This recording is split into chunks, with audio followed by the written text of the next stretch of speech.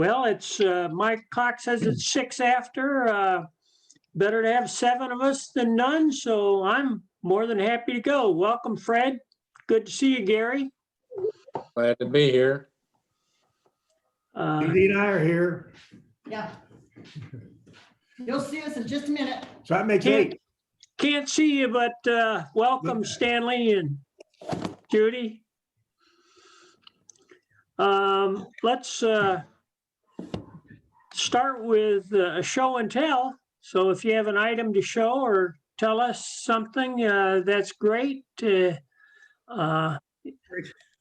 do you want to start, please? I can. I have a cover that is sent from Antelope Valley, California to Phoenix and then forwarded to Fort Griffin, Texas. And then the envelope is addressed to Wright Moore, Mooar, who was one of the famous buffalo hunters. He allows that he probably killed about 20,000 buffalo himself. Wow. This is canceled in 1880 and then forwarded to Fort Griffin. Interesting. All right. Is that something you just recently got, Fred? I've had it for a while, but what I have gotten recently is a book where Moore was interviewed by a writer who wrote down some of his dramatic escapades as a buffalo hunter. One of the stories is about he was getting set to shoot at a buffalo that was about 700 yards away, and when he looked further to his right, there was an Indian sitting there watching him. And when he fired, it took a while for the bullet to go the 700 yards, and he killed the buffalo with one shot. Well, the Indian got on his pony and rode back to the tribe. And years later, Moore met this Indian at one of the reservation meetings that they had, and it was Quanah Parker. He had witnessed Moore shoot this buffalo from 700 yards away, so they had a remembrance later on. That has to be quite a gun rifle to go 700 yards. It was a Sharps 50 caliber rifle. Wow. Okay. Thank you, Fred. Gene, do you have something for show and tell? I had something and then Rick stole it from me. Yeah. What are you talking about? How'd you do that? I had planned to do this back in November and didn't get around to it. Well, we won't meet in December, but I'll catch it all up in January. I was going to tell everybody about these. These are publications from professional stamp experts. I don't know what the regularity is, maybe once a year, once every 6 months or something. But these 3 volumes are great. They are not easy reading. They're not light reading. But the first one dealt with perforations, regumming, how the experts approach that sort of thing. The last 2 have dealt with color, as Rick explained in great detail in this month's newsletter. So there goes my show and tell. It's already been showed and told. Yes, Sorry about All right. that. Thanks. talk about it. in person. Judy, do you have anything for show and tell? Yeah. Can you see us now? I see a picture of you. I'm sorry. It's not coming out very clear, but at least you're looking at us and not a salt shaker. You look amazingly yet well. Thank you. You're talking out of the side of your mouth. Yeah, look that.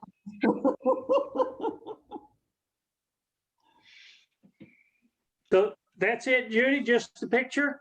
Just a picture, nothing else. Sorry. Okay, Stanley, do you have something for show and tell? No, I don't. Okay, thank you very much.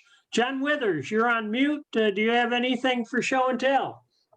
Welcome. No, I'm just here to share the evening with you guys. I'll keep it on mute. I don't have anything for show or tell tonight. All right, Gary McNamee.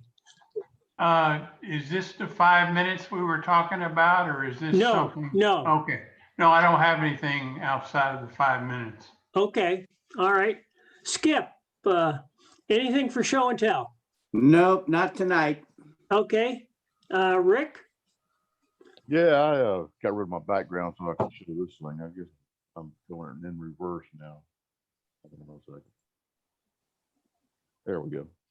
American Philatelist. The guy who wrote this article about collecting worldwide stamps was actually in a stamp chat this weekend.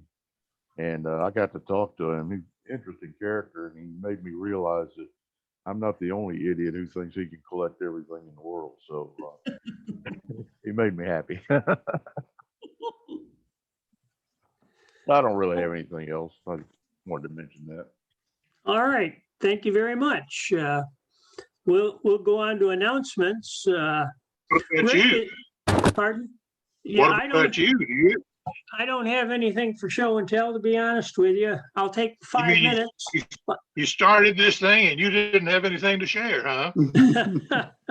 No, sorry, Gene. I'll share with you on Thursday. Okay.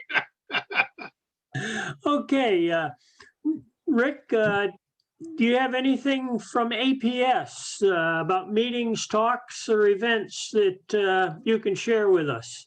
Actually, I posted a whole bunch of events, a whole series of events on our Facebook page. If you guys haven't gotten on there, you really ought to get on the Facebook page and take a look at that.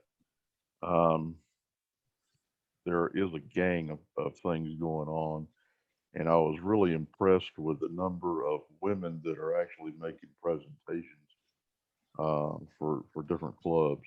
It's kind of interesting to see women actually taking such a huge jump and making these presentations. So I'd say good for them, good thing. But there's quite a few of them out there, and I can actually send anybody the list if they'd like to have it. I'll send it to you. I'll email it to you. It's a pretty, I think it's about 5 pages of different things going on up through May, I believe. So if you guys want that, just shoot me an email and I'll send it back to you. That's a good way to do it, Rick. If we want it, we'll send you an email. Okay. If I can remember it tomorrow, I'll send you an email because I'm not into, what'd you say it was on Facebook? Yeah, on Facebook. I'm not a facer. Well, we actually have a group out there, Mid-Cities Stamp Club, and there's probably 50 members of that group online. And they're not all club members, but they actually come into the Facebook group. So it's good exposure for the club, and it lets people be aware of the things that we're doing. Mhm. Oh, Peter showed up, so I'm sure that'll take up some time. Okay, thank you. Sure. Bravo. Welcome, Peter. Hey, howdy. Sorry, I just walked into my office, so after dinner, so. We just finished show and tell, but we'll open it back up. Did you have anything you wish to show or tell us? Well, I just walked into my office, so I really don't know. Okay, I'll give you a chance to think about it. We'll go on to another item. I would have asked Rob Hathaway about the International Society of Worldwide Collectors, but he hasn't joined us. Gary, how did you do in the last auction they had? Yeah, I didn't enter the last one. I have quite a few from the one before the last one that I was able to win or to have a winning bid anyway, but I didn't enter the last one. I was just tied up with other things. Well, I was fortunate enough to win 3 items in the last one, and one of them was an accumulation of stamps from the Philippines, which fit perfectly within my collection. And I was very pleased to get it at a reasonable price. Beautiful. Okay, we'll move on. I would have asked Jim Myers if he had joined us to tell us about the Texas stamp dealers. Because Skip, you sent out an announcement, didn't you? Did you send it out, Skip, or was it? Well, I forwarded it. Stanley is the one who sent it to me, and I forwarded Stanley's message. Okay. Jim got in touch with me by email a couple of days ago and asked me if I would take a look at the new Mid-City Stamp Club website. However, I asked him for a link to that website, and he hasn't gotten back to me yet.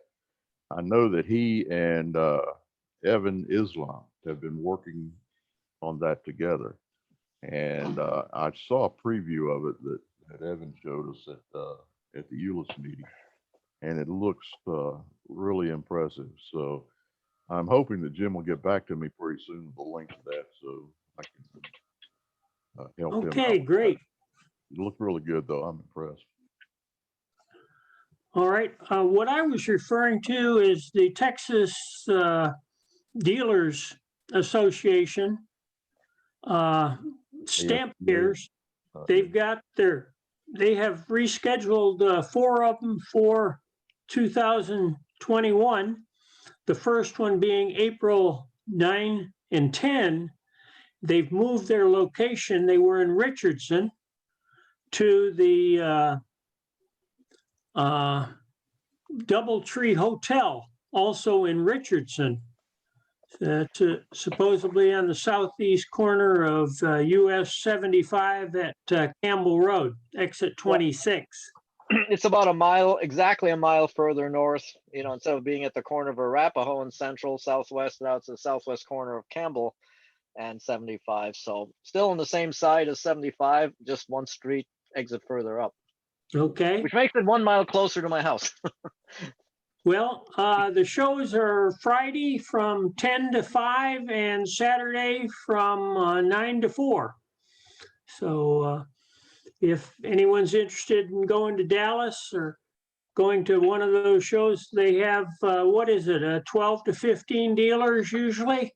8 to 10 probably is more like it. Okay. All right. Thank you, Peter. Another item is, let's go to Gary. If you've got a Where in the World Is It, Gary? I'll turn it over to you. Okay. This country's first stamp was issued in 1865. Among the first stamps that they issued was a picture of Columbus, not a picture, but a drawing of Columbus sighting this country's coast. And some of the people that are on some of their early stamps include Francisco Morazan and Louis Bogran. In 1911, they celebrated in a stamp the 90th anniversary of their independence. And in 1912, they inaugurated a President Bonilla, and I am assured his name was not Bobby Bonilla, as a baseball player we may be familiar with, but I think his name was Manuel Bonilla. They have a city called Amapala. They also have a bridge, famous bridge, a railroad bridge across the Ulua River, U-L-U-A River. In looking at the entries, I did not see any stamps between 1944 and 1984. Don't know what was going on in regard to postage in that country at that time, but I did not see any stamps issued in that period. And then Is they this a- resumed. Gary, is this a Caribbean island? No, it is not. If I tell you the capital, it will give it away. It is on the coast. It's not an island. Well, that would probably narrow it down to Argentina or Venezuela or something like that, unless it's like Suriname. Well, it's not Suriname because that's a French colony. Yeah. Well, I'll go ahead and tell you the capital, and then you'll know what it is. The capital is Tegucigalpa. Well, that doesn't help me. It doesn't help. Nobody knows Tegucigalpa? Colombia. No. Honduras. Honduras. Who was that? That was me. Okay. Because I like Jane. saying, Our professor. Leave it to Gene. I've Gene, it always took you enjoyed a long time this, You got Gene, it. You got it, Gene. it took you a long time this month, Gene. I told you I can't do two things at once. I'm taking notes. Okay, thank you, Gary, for that Uh-huh. test that most of us failed. Okay, is there any other business before we start our program of sharing? Well, I was going to say that's what I was going to do some sharing here, but that would have been my show and tell, but I guess I'll do it. I'll wait. Okay, well, let's go. I determined that it might be interesting if we each took a few minutes to tell the group of what I collect. And, each participant can have up to 5 minutes to tell us about their collections, their interests, and anything else they'd like to share.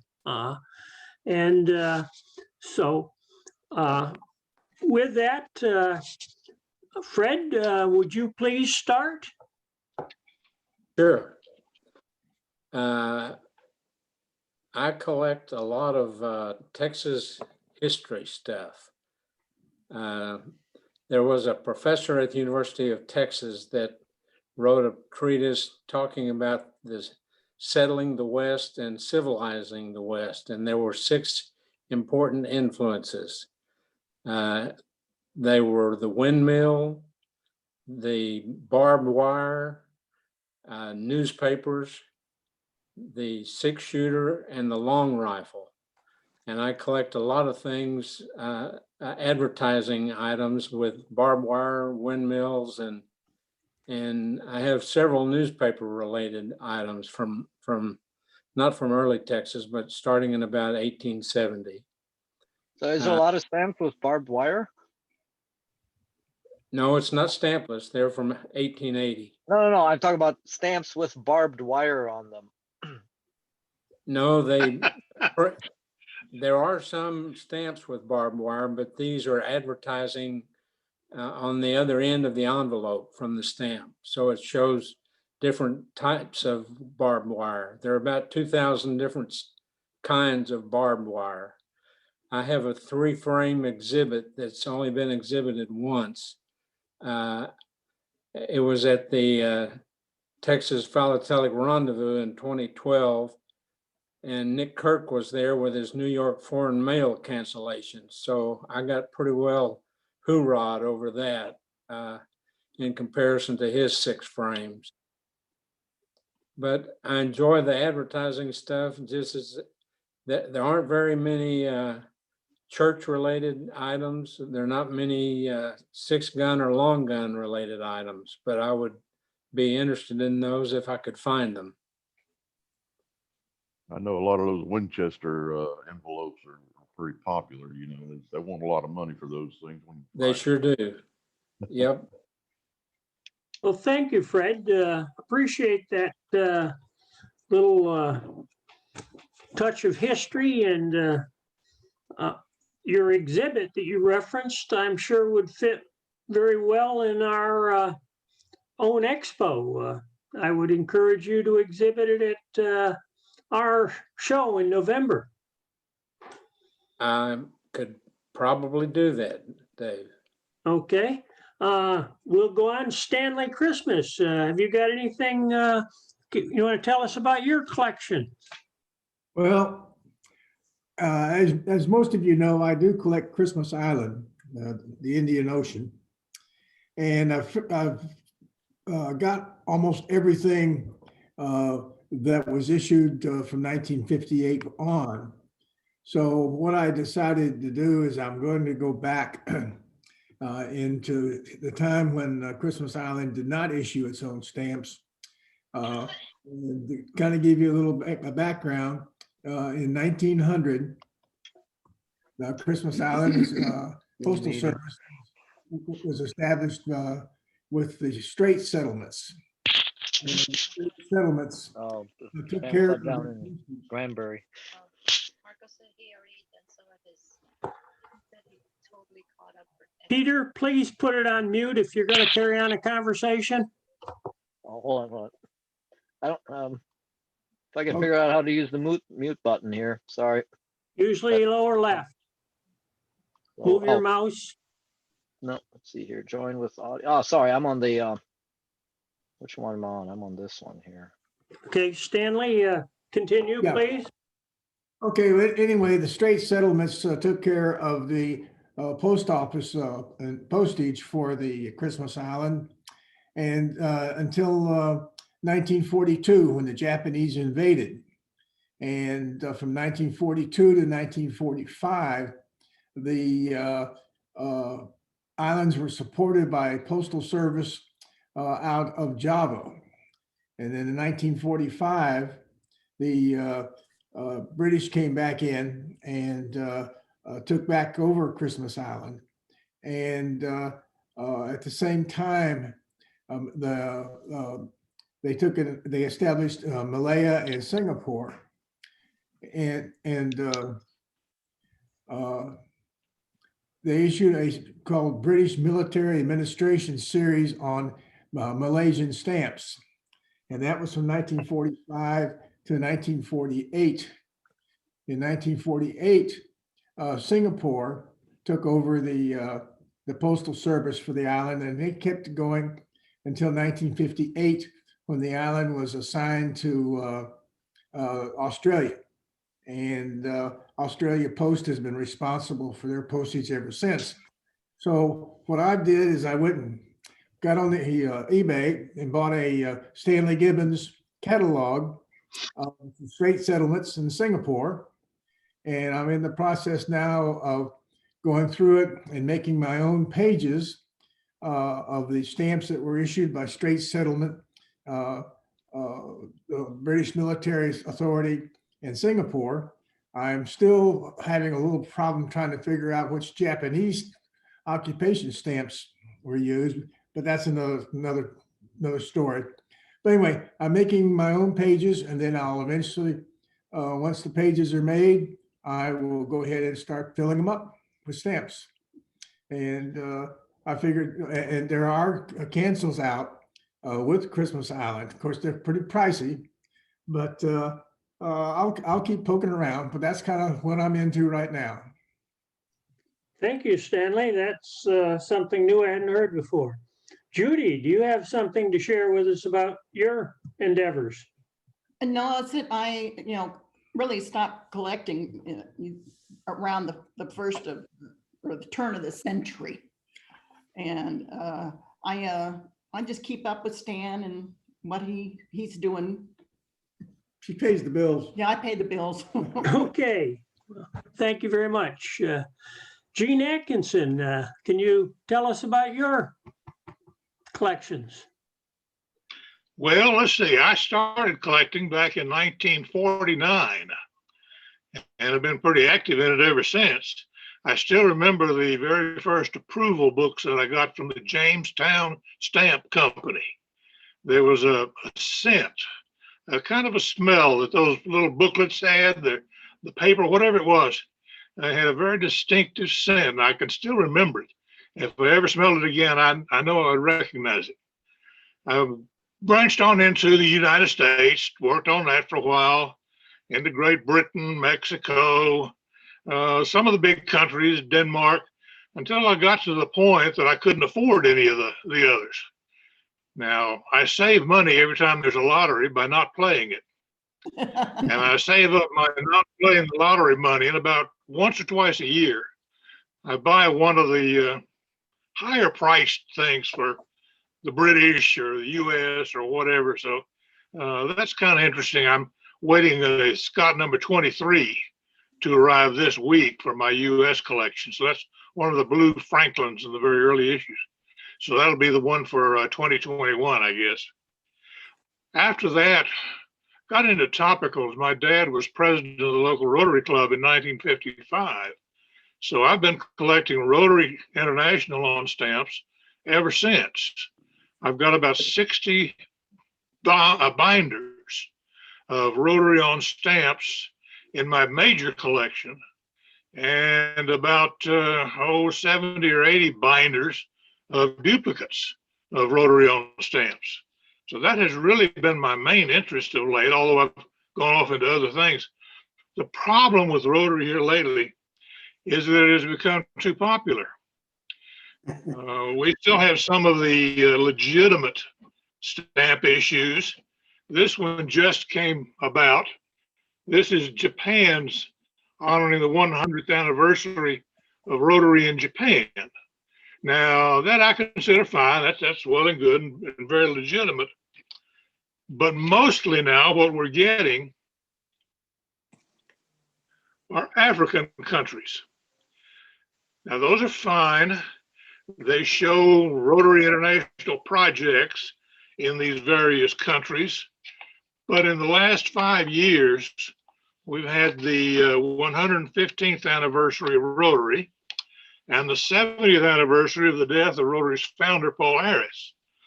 And in the last 5 years, here are the stamps that we've had come out on that. Sierra Leone, San Tome, Togo, San Tome again, Togo again, Guinea again, Central Africa, Maldives, Mozambique, Guinea again, San Tome again, Central Africa, Togo, Gabon, Guinea, Central Africa, Guinea-Bissau, Mozambique, Niger, Sierra Leone, Togo. You get the idea.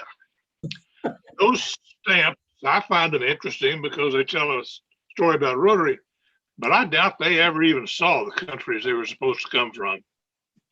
There is, however, a nice little firm in Lithuania that will sell you whatever you want of that, perforate, imperforate, souvenir sheets, perforate, imperforate, first day covers, perforate, imperforate. They do a great job of delivering it, but it sure does add up in money. The other problem is a lot of local Rotary clubs took advantage of their local postal changes to issue their own stamps. So you get these Zillow type stamps, you know, for each little club to celebrate some kind of anniversary. And they'll issue them in a quantity of 100. You know, one for every member of the club. Okay, great. What does that do for a worldwide collecting organization?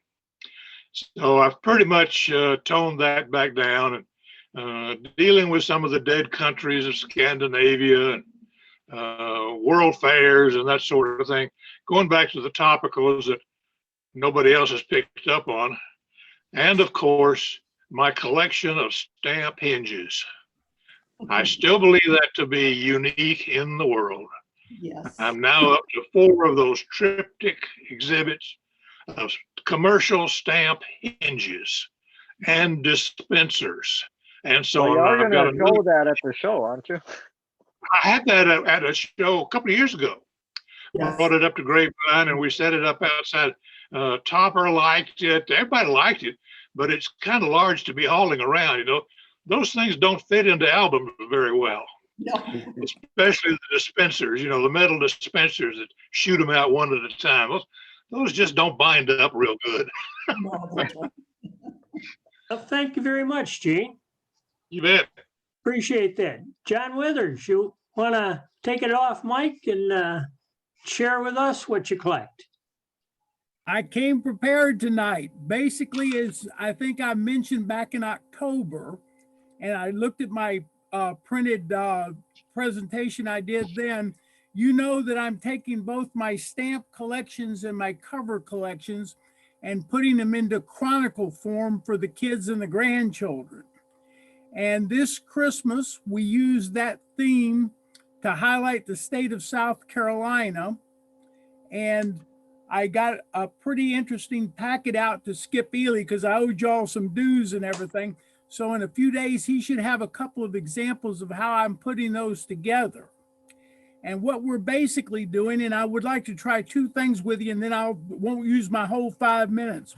First of all, one of the aspects of the Chronicles is, I don't know if y'all go far enough back and if you can see this, to the period where people used photographs and communities used photographs to pre-print postcards. They could deal with families. In this case, this is our family's home in Winnsboro, South Carolina, posted for my mother on her first trip to see her new in-laws in 1949. And the humorous aspect of chronicling your family, I was pointing out to my siblings when I told them I was going to let y'all in on this, is the stamp is on the card together with a note back to her mother saying they're going out to Winnsboro to see. She said the children are well, but naturally stinky as ever. And so that was myself at 5 and my little sister at 2. So basically, I'm finding with these chronicles that not only do you have these cards, which a lot of people don't know about, but you also have the stories that are told on the back of them. The thing I'd like to test with you real quick also is y'all are coming so fast along with this. I want to see if I can click something from my Mid-Cities folder and have it come up on your screen. I think Peter showed me how to do this last week. I think I hit the share screen button. Right. Oh no, it says the host is disabled screen sharing. Okay, so that's the key. So basically, I guess try it now, John. Okay, let me try it again. Okay, that's great. Now, I'm going to go to an example I had mentioned to Peter, I think, or Skip, about our TWA projects and everything. And I want to see if this comes up.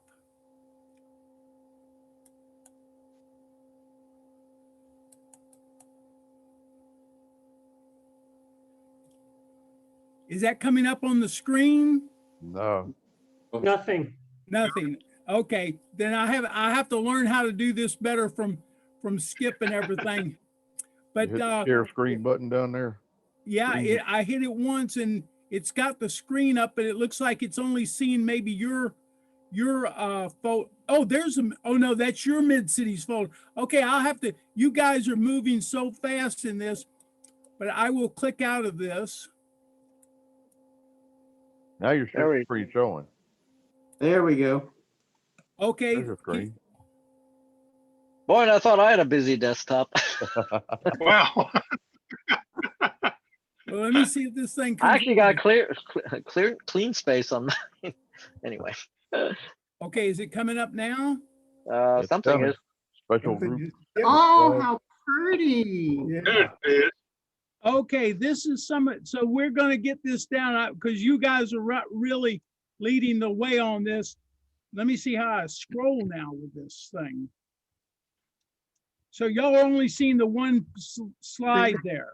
Right, the Christmas. Yeah, Christmas 64. I won't do this now. I'll stop the sharing. But I just wanted you guys to know y'all are really coming along great in this thing. And I really appreciate y'all sharing all this knowledge with me. Maybe I got a nice full packet out to Skip with some examples of the books that we've written here in Connecticut with the Stamp Club, and also the holiday packet. And this year, I'm chronicling our Texas experiences. And, you know, we're tied in with Grapevine. And I think one of your members, he's not on tonight, but I think he's a Grapevine resident. He's already given me some philatelic ideas for that, but maybe we'll be interacting with you fellows as I chronicle our grapevine years. That was Ken Wells. Yep, sounds like Ken Wills. Thank you, John, and you did use the entire 5 minutes. Oh, With I- that, I'm going to turn it over to Peter. Peter, you got 5 minutes and no more. Good luck with that. We love you, Well, Pete. so as you know, my big change here is like the Mid-City Stamp Club newsletters are at, I can get the site to come up. I guess I'm using up a lot of bandwidth here. Okay, there it is. So this is the site that I normally use or have been using for the last so many years to put the newsletter up that are public facing. Unfortunately, good old webs.com is getting shut down on me. Not my choice, theirs. They're owned by Vistaprint, and as a result, Vistaprint decided to do away with all free websites, since it's not really good, free isn't a good business model, because, they have to pay for servers and people and whatnot. So I had to make a choice. I could pay them under the Vistaprint brand now, and I'm going like, well, I have something like 12, 15, 20 websites at webs.com, and at $5 a month, that would cost me like $700, $800 a year, which I didn't feel like paying. So under my plan that I already have, I could actually create a brand new website where I'll put all of this, and it's, when you see it at the top of my screen here, just highlighted, it's called betweentheperfs.com. I try to do something that's kind of generic stamp related, but unlike airports on stamps or Audi Philately or photo stamps or other stuff that I have, St. Vincent stamps, Wartax stamps, this way I can fold all of my other 12 sites into this one site. So what you're seeing here is I'm just still working on it, but I got till the end of March to finish it before everything else gets yanked. So I've done a few pages already. I've done some St. Vincent stuff here, not much, just beginnings of things, because I have to go through and do all of that. Airports on stamps is another one. So this goes along with the theme of what do I collect? Some items more than others. People used to kid me about, hey, if I don't get articles, I'm going to write about St. Vincent. That's actually never come true, and I still collect St. Vincent, but I haven't really touched them in years. Wartax stamps, I kind of did when I joined the club from 92 to maybe the late 90s, when at some point I think my exhibit, 10 frame exhibit, got the grand award.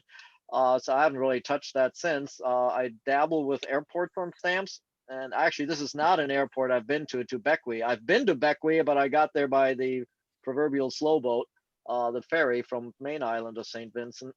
I still, of course, dabble in collecting Audi stuff, but again, I have a lot of stuff here that I haven't transferred over yet. You can see here the generic fuchsia blended Lectus, the text they give you when nothing is filled in. Working on some of these things, but these are things that I actively work on, as you know, as a computer vented postage and that. Photo stamps I don't have yet. I have several sites with all that stuff in it. I give away tons and tons of free stamps. I mean, tens of thousands over the last 8 or so years. I get them from the APS, which I pay them postage to get them to me. I usually end up in the tub like you see here. I used to count them out and such, and I don't have the time for that, because to count out this tub into individual packets would probably take me 40 hours, and I don't have that time. So basically, I tell people, send me the postage, self-addressed stamped envelope, whatever, and I'll kind of put them in there so people get around ½ ounce to 3/4 ounce roughly, and 100 to 200 stamps somewhere. And I've given away so-called 14 sets of packets, even though this 14th one will be the one I'll be continuing to send off of. And I've sent away over 1,000 envelopes over the years. And again, I don't want to get bothered with mundane details. Anything you want to know about getting these is right here on this page. I do collect St. Vincent postcards. I don't have anything there yet. I also collect Swiss postcards. I have actually separate webs.com sites for every single one of these. I was some of the shorter sites where I was talking about Swiss transportation tickets. I pulled that over since that was basically a one-page site. I know at one point I had a My Life on Wheels one. There's Spanish ATM stamps, which I'm starting to work on. This one here has been kind of a bother. The only thing I don't like about this site is it does not let me easily import a table. In this case, I have a table with like 187 articles that I wrote for publications other than Mid-City Stamp Club. British Caribbean stamp news, global stamp news, and so on. The thing is, they only allow you 30 rows in a table, which I'm going, seriously? I have 187 here and I have like 1,000 of them for the Mid-City Stamp Club. Best I could figure out is I have to copy this in Times New Roman font, which is a non-proportional font. So every character takes exactly the same amount of space, and then maybe I can line this stuff up somehow. So either that, or I can put a link to a PDF file and people can download it rather than reading it.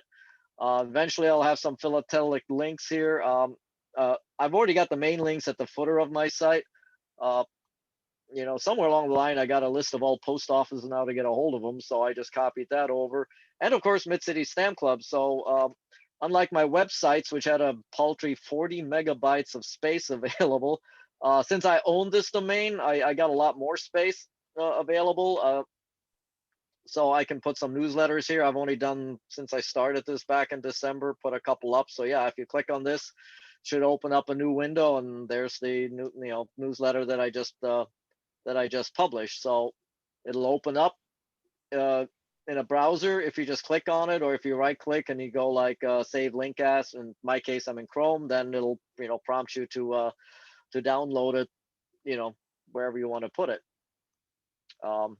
And then I have some other stuff that doesn't relate to. Your time's getting short, Peter. Pretty sure. Okay. Well, anyway, I just wanted to give you an idea. That's kind of what I've been working on. Other than the newsletter, this is my philatelic time here, is working with my philatelic website. So key takeaway is that, webs.com is going away. I have to make a decision. And since I already own a site, I can park it there. There's a minor fee of $5 a month, but that's cheap compared to like $70 a month. And I own it rather than paying somebody else and they own it. Thank you very much, Peter. You're welcome. And I guess, let me see, stop share. Okay, Gary, would you share with us your interests? Yeah, if you can put it on speaker view, because I want to show a couple of things. But in terms of what I collect, it's basically US, Canada, Australia, New Zealand, and the United Nations. And the only major English-speaking country I don't collect is Great Britain, and I'm thinking about starting one on that. Then how do you store and display? I use Easy Stamp to compile lists and valuation totals and keep track of what I have and don't have. And also I use Album Gen to create albums. And if you, let me see if I can put one of these pages up in front of my face here, but that's a page from the Australia album that I have. If I've given talks on both Album Gen and Easy Stamp in Granbury, but if anybody is interested in either one of those products, they can contact me and I'll be glad to talk about it with you. How I got my collection basically from club purchases, APS circuits, and some dealers by mail. And then finally, what are you doing to add or expand your collection? And I've got right now 3 boxes from Skip that are about this size and have about 300 glassines in each, in Scott order from Australia. So that's a very impressive collection of duplicates there that I can select from. And this is a club lot that's available at 20% of catalog value. So I'm going through that right now, and it's going to take me a little while to finish that. But if anybody collects Australia, they might want to check with Skip to see whether he could pass it on to them as well. And that's all I had. Thank you, Gary. Appreciate that. Let's go to Skip. You've been referenced here a couple times, Skip, and I know you do a lot for the club, and you've got a lot of stuff for the club for sale. Go ahead and tell us about your interests. Well, when I first started out with this collecting stuff, I had inherited my dad's collection and he had collected the world. And Jack Irish, one time at when we had the Irving meetings, asked me what I collected, and I said everything. And he turned, I think, to Ken Wills and said, "Ah, a generalist." And there was a certain amount of skepticism in his voice when he said that. I have since found, of course, that being a generalist was a legitimate collecting interest prior to about 1960. With, as other people have mentioned, a lot of nations have gotten into issuing so many stamps that it's almost impossible to collect the world. But some people do attempt to do it. What I've been doing lately is revisiting various countries one at a time. And I just finished Australia, going through all the duplicates and all the little bits and pieces that wind up coming my way, and trying to put together a lot such that that Gary has there, where club members can go through and maybe find some stamps that they don't have that'll fit in their collection. The other thing I do with that, by the way, is some of those duplicates wind up as starter sets for the beginner section. And for some of the higher value kinds of things, I put together a silent auction lot. So since we didn't have one this past year, I've now got about 6 or 7 country auction lots. The catalog value on those lots run between $300 and $400. And I figure, well, if we can sell them for 10% of catalog, that'll be $20 or $30. And they're a pretty nice collection. I wash all these stamps, get all the excess glue and hinge remnants and all that stuff off. So, and I try to throw away the heavily postmarked ones and the any tears and that sort of thing. So they're pretty nice lots if anyone gets them. So that's about it for what I'm doing. And I just enjoy going back through and sorting and washing and putting together these collections. Thank you. Thank you for all that you do for the club. Appreciate that. Rick, tell us about your world endeavors. Okay, I'll see what I can do here. Let me try to share this with you.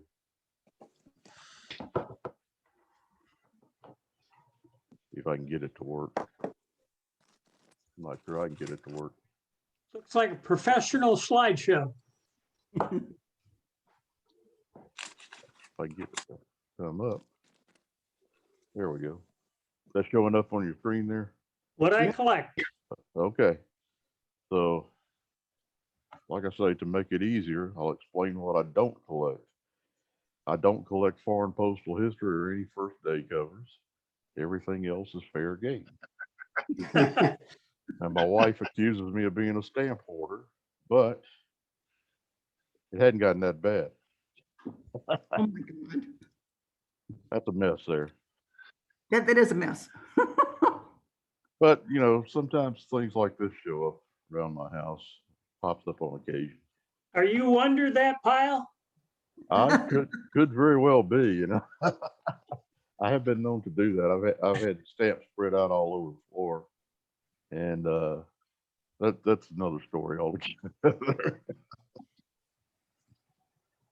But I do consider myself an archivist, so I'll collect many multiples like this, and I hate to see stamps packed in boxes, loosely in boxes and things like that, because they tend to get damaged that way.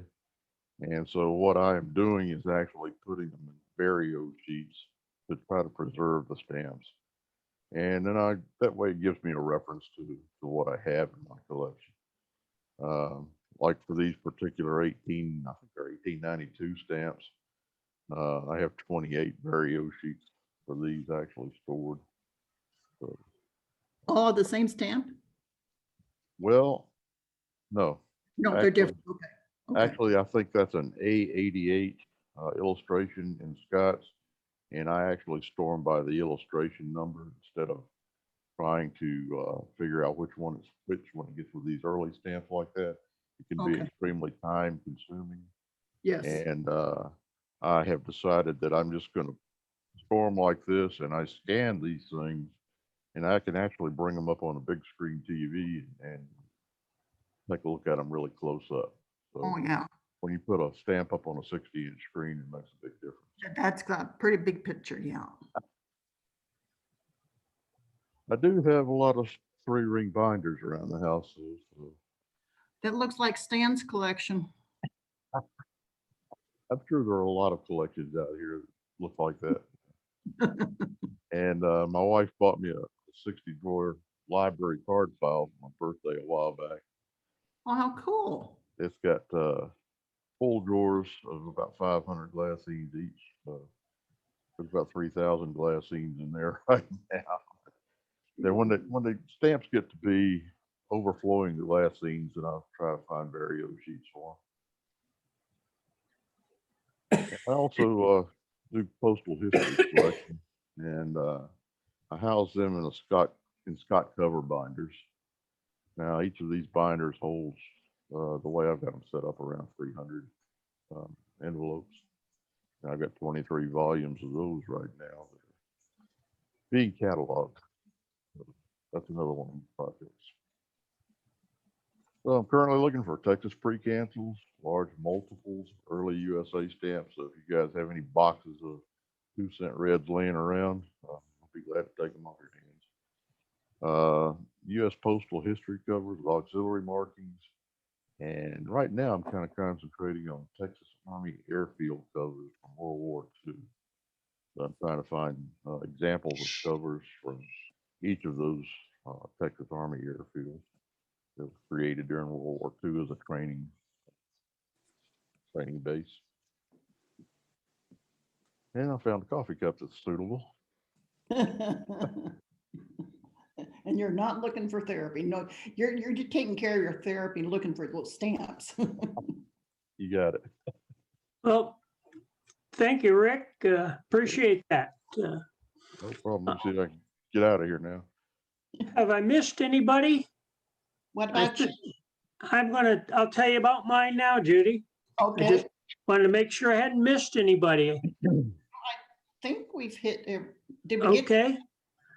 I got to admit that for the first 50 years of my collecting, I collected just US stamps and got to the point where I wasn't able to afford to get much each year, and was trying to fill an album, which I'm still working on. It takes, it's about 7 volumes of US stamps that I have. But I then decided about 20 years ago to broaden that and began collecting first Germany. And in that period of time since then, I've added several more countries or stamp issuing entities. And right now I'm up to 160 different stamp issuing entities in my less than worldwide collection. You know, I don't know what the number of stamp issuing entities have been, but Close to 600 there, Dave. is it? So you can see I've got just a small fraction of that. Well, I can attest to that because I sent you all those album page files. Yep. Peter has helped me. My albums, mostly the foreign ones, consist of self-printed pages with files. Peter, where did those files come from? Stampalbums.com, where I probably spent $100, $200 over the years subscribing to it, but they've got all the old stuff done, and now it's just them trying to keep up with whatever comes out current. And I don't need any of that stuff. So Yep, and I belonged to that as well for years, and got many of the files and printed them and used them. My collection resides in about 65 albums. And as I said, 8 of these are US. And an album may contain one country or part of one country, or as many as 8 different stamp entities, stamp issuing entities, when they're very small and related. I have about 20% of my albums are commercial albums from Scott or other album houses. And I have made my job very simple in that most all of my collections end in 1960. So anything since 1960, for the most part, I'm not interested in. My US collection did go to 2005. In 2005, I decided I would stop buying the new issues, and I quit right there. So, but most of my foreign collections have to be, the stamps have to be 60 years old for me to be interested in, since that's 1960 is my cutoff date. I have over 40 stock books full of duplicates with 1 or 2 countries in each. I also have an interest in tuberculosis stamps, TB stamps, as a topical. And I have 2 binders full of that, and hope someday to put together an exhibit of stamps related to tuberculosis. I also have a small accumulation of Cinderellas that I keep adding to, and as well as holiday postal cards, censored mail, and advertising cards. One of my exhibiting items has been US modern official stamps, and I have an extensive accumulation of that and an exhibit of that. And that's pretty much what I collect, and have derived great joy from sharing and trading and searching and working with Skip to expand and find more and more stamps. I'm constantly looking at them. My wife wonders, how can I spend so many hours at my desk just poring over these little pieces of paper? But she knows where I am, so I'm safe. All right. That's great. Is there anything else that needs to come before this meeting? Did we hear from I'd Fred? like to ask one question. Go ahead, Jane. Yeah, I'd like to ask maybe a program in the future. If you watch the news has been full of fire and flood and tornado and hurricanes and all kinds of other disasters which are not healthy for little scraps of paper. What do you all do as far as insurance or covering the basis for the worst that could happen? What is involved in getting insurance? I know APS has a program, but Yeah, what is there available? What do you have to go through to get it? That might be something for a program if you've got an insurance man or specialist. Well, there's 2 companies. I use both of them, one for stamps, one for Peter? coins, basically.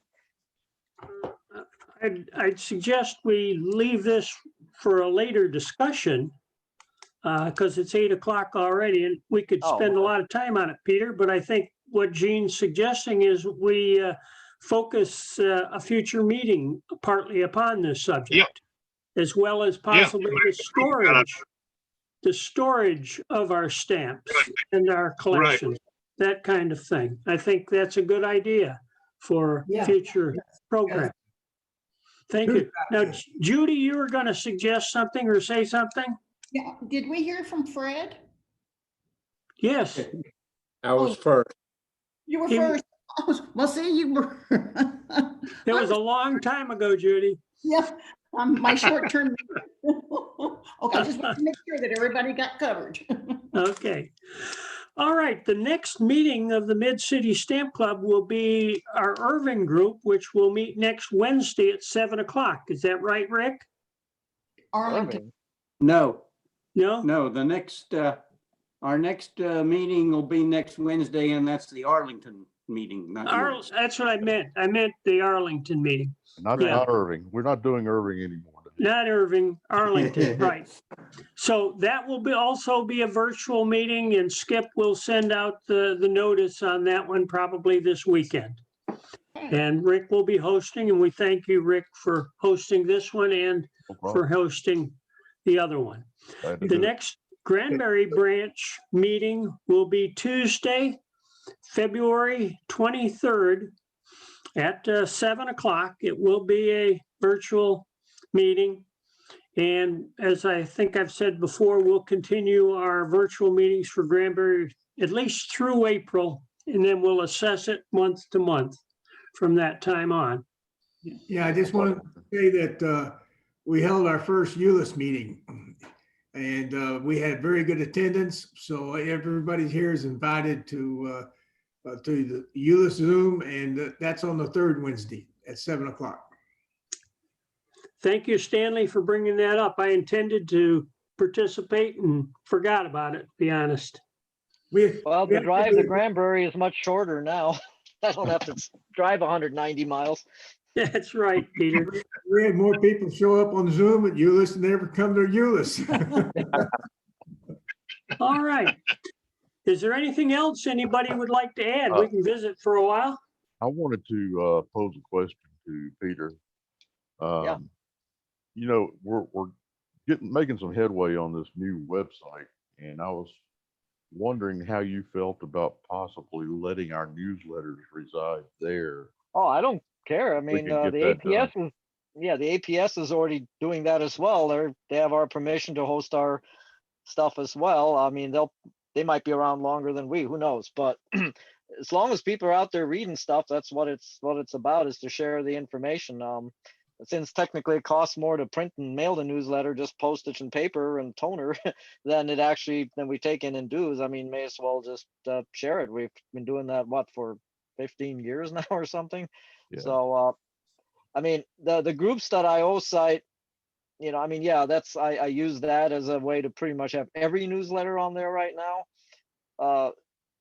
But I do keep it as a private group because it's also a discussion group. And, you know, with the internet, and there's a lot of questionable people that join some of these groups, especially if they're not moderated. And I don't have time or inclination to moderate everybody's messages. So I wanted that group to be just for the club, primarily for me to occasionally send out a message to the group. But we only had like maybe 20, 30, 40 people out of the 90 some that are members.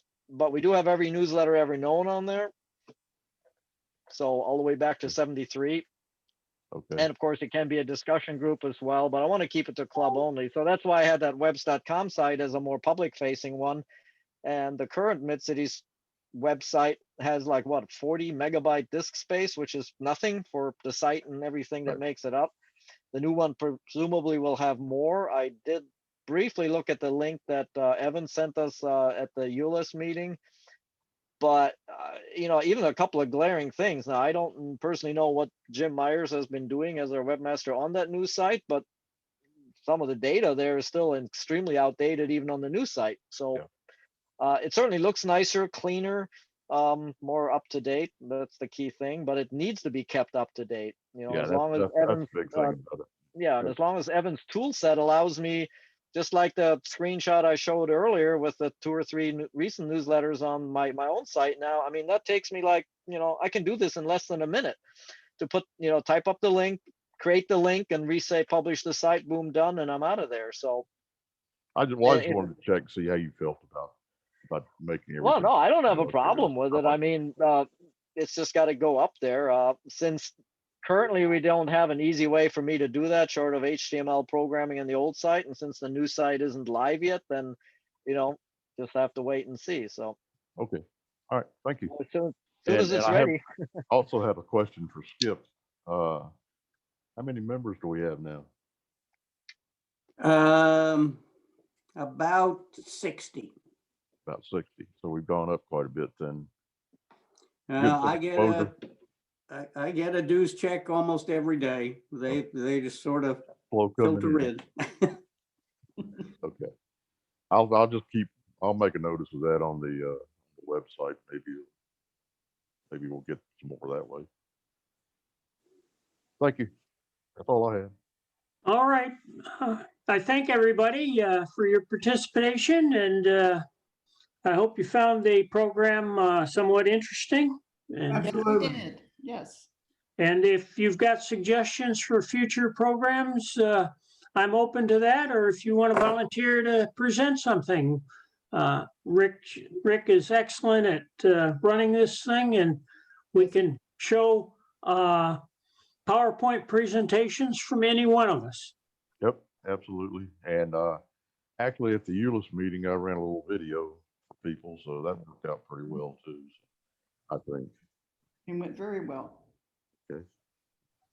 We can actually do some canned videos. I have quite a collection of canned videos now, so I've been online so much. All right. More of us will have to learn what John has learned about sharing and being able to show things from our screens. Yes. But you did nicely, John. Hey, Judy, let me give you a suggestion. When you turn Zoom off tonight, Uh-huh. see if there's a function on your computer that'll let you turn the camera around Okay. after Well, you get out of Zoom. also going to call out the Geek Squad. I'm having issues with my desktop. It's running real slow. So I figured when they come out, they're gonna fix this problem with my Surface. Well, put a little yellow sticky note on the screen that says, "Fix my camera, please." Yes. Yeah. Okay, well, you all be safe and protect yourself, and hope you're all able to get the COVID shots shortly if you haven't already started. Keep up the good work, fellows. It's excellent programming. Thank Thanks, you. John. Thanks, John. You're welcome. Good job. We'll see you, Stan and Judy. See you, Dave. Take care. Adios. All right.